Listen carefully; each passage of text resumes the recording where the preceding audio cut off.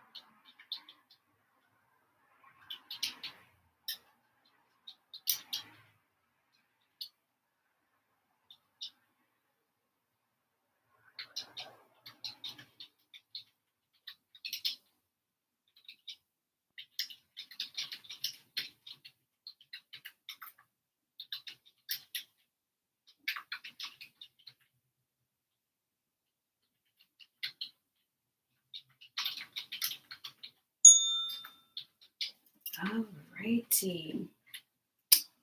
That is it for the second sprint. How did it go, Amy? For me, I'm on another page of Walton's, and let's see here. Where did I pass the notebook? Oh, okay. They had brought up Judge Cohen, and he seemed to have been trying to help people in this incident. But then I kind of remembered that he either shot someone or had killed someone. So I went to Notebook LM to say, hey, did Judge Cohen ever shoot anyone or kill anyone? And he did shoot someone, and he had threatened to blow a few people's heads off. And so yeah, so I was like, I knew that he had did something, but couldn't remember the specifics. And let's see, Amy says, after all of my fussing around, I got 198 words. Hey, well, that's great. You know, it's something, right? Had to find my glasses. Kat let me know her perch was not prepared correctly. Next to my desk, had to find my lights. But 198, it does count. It definitely does count. I look forward to getting into some, my word counts and so forth. So, which I feel like I am going to, even though I'm doing this and I'm done with my regular the show that I was on. So I'm also prepping for my class to teach at Chapman. So I'm gonna be working on my syllabus this week for that and finding the source material that I want to show to students and things of that nature. But I am really itching to write again. And I think you were on when I had did like a whole little brainstorming thing of where other script ideas and book ideas were coming to me. And I think I'm just going to try to start mapping out some time for that as well. You said your life is speeding up too. It really is. It is. Everything's going by in such a blink of an eye. It's like I have so many things I want to accomplish and get done. And then I turn around, I look up, and it's like, if I know I start here at 6:30, but I'm even gonna probably start getting up earlier again, but still, come out here at 6:30. But by the time like 3 o'clock, I feel so tired, or 4 o'clock, and forget about it. When it gets to 5, I'm just okay. I'm done. But how much stuff did I actually get done? So I really want to work on my time management skills. My fingers and brain are not in gear yet. I hear it's Monday morning, it is Monday morning. And so, well, thank you so much for being here this morning with me. And I will be back here tomorrow at 6:30 a.m. and continuing this journey, getting getting the research done. You're getting your pages done. And yeah, let's get it done. It's a new year, and hopefully it will be much better than last year. 2025 was just really a rough one. This time last year was when the fires were starting, and that was insane. We evacuated because we weren't forced to evacuate, but we live within a mile of evacuations. And so I could see like the fire and smoke right outside of my patio, looking in the back of the hills. And yeah, it was. And then it was so many small fires popping up all around my area here. It was really stressful and harrowing, and just nerve wracking, to say the least. So I'm grateful that we have a lot of rain. We had a lot of rain these past couple of weeks, and hopefully no more crazy disasters. You said 2023 into 25 bird you alive, but I dug my way out into quarter four. So this year is going to rock. Yes, it is. I affirm that with you, Amy.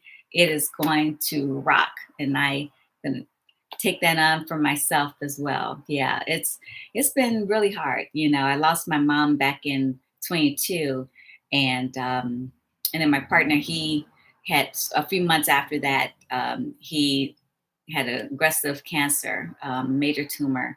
And so we went through a lot with that. And so, yeah, it's been a lot. So, But we're going to do this, Amy. This year, it's going to be great. So have a wonderful, wonderful day, and I will talk to you later. Bye.